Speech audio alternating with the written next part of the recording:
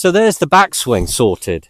So when you come to swing now, the club's in your hand and you kind of feel like you've got a sense of, I've done this before. You fall into this position.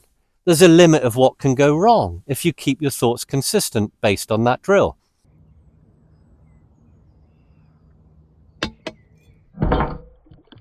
So my drill number one is a turning drill, a backswing drill. It's also a good drill to understand the posture required for a good setup. So you're setting up, you're bending forward, you're touching the top of your knees. That's a good posture for a 7-iron when your arms are hanging down for most people.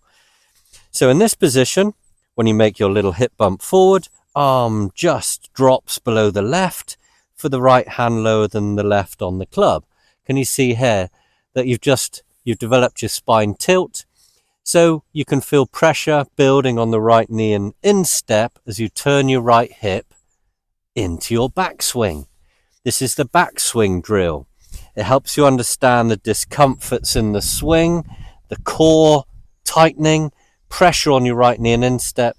You can feel the stress on the lower back. You can feel the lats in your back stretching, and you can see your capabilities of how far you can turn in your backswing. Here you are. So that's the core essence of the body movement in the swing. You can do this in the office in between meetings. You can do it at home. So that's a lovely drill. Also, part 2 of that, where are my arms? Where's my hand position? You can get that result too. So you can perform your turn drill up to the top, looking over your shoulder, eyes stay down, comfortably extend your arms, and you'll notice thumbs up. There's the hinge position opposite right chest. So with a mirror here, you're turning, same position, feeling the pressure, feeling all this discomfort, and you'll learn to love it. It'll become your comfort blanket. There you are, opposite right chest. The momentum of the club will take you further, depending on the length of the club. So there's the backswing sorted.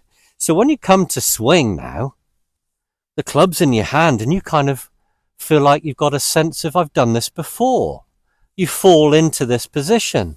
There's a limit of what can go wrong if you keep your thoughts consistent based on that drill. Drill number 2, the plumb bob I call it. Now this is simulating the downswing and through impact discomforts.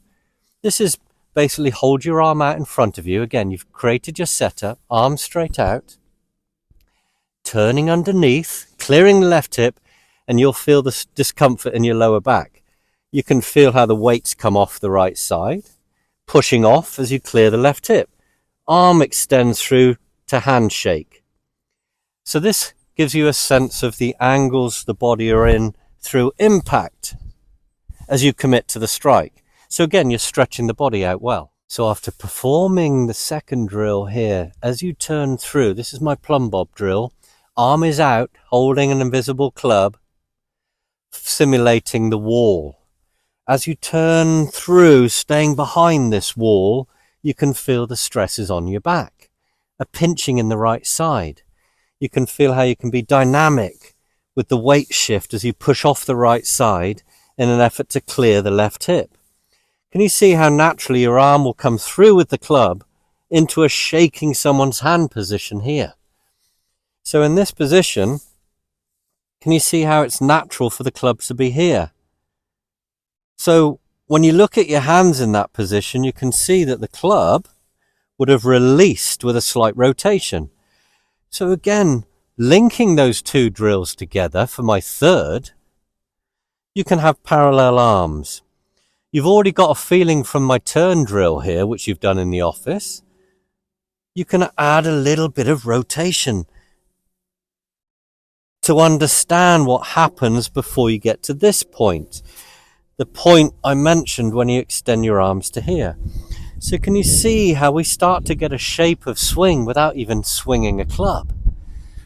You create muscle memory this way. So subconsciously it builds into your body. So when you hold the club, you know what to kind of expect. You know what to try and go for. It's more natural than you think. This movement here from a turning body is going to create a rotation in the arms for a thumbs up position here that will lead into a longer version of that depending on the shaft length. So from that position, you've done your plumb bob here. So through, can you see how there's that releasing of the club? The releasing of the club, squaring up the face, almost like a giant tennis racket coming in for the top spin, cross court shot. The golf club works very similar to that for most people. For 95% of weekenders, you can't go wrong with this kind of thought process. Any comments, please feel free. Thumbs up if you enjoyed the video. Subscribe if you haven't, and I look forward to seeing you in the next one. Take care.